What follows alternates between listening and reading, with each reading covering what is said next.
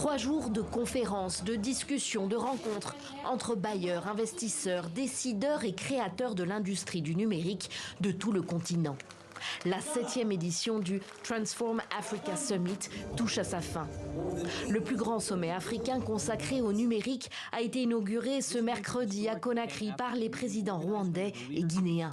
Et pour la première fois, il a eu lieu en Afrique de l'Ouest et francophone. En Guinée donc, qui veut prendre le virage numérique et ne plus compter sur ses seules ressources naturelles pour se développer.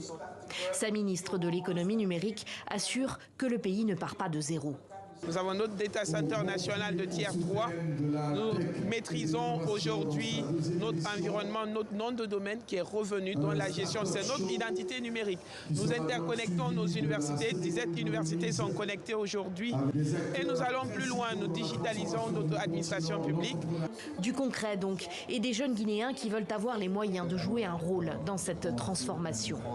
Ces 2 étudiants en innovation agricole sont venus chercher des soutiens financiers pour leur projet.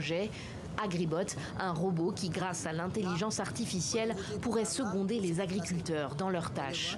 Il permet de scanner les plantes et voir l'état de santé des plantes, si les plantes sont en bonne santé ou pas. Sinon, il recommande des solutions.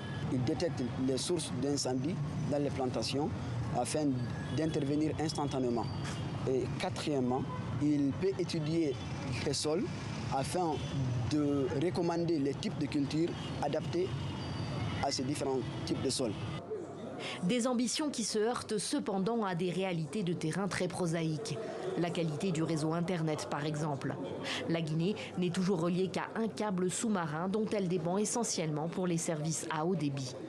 Nous souhaitons ficeler, alors conclure des accords pendant ce sommet pour que la Guinée puisse avoir son 2e câble sous-marin.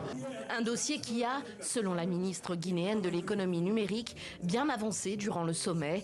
Elle assure ce vendredi soir qu'un financement a été trouvé pour relier la Guinée à un second câble d'ici fin 2027.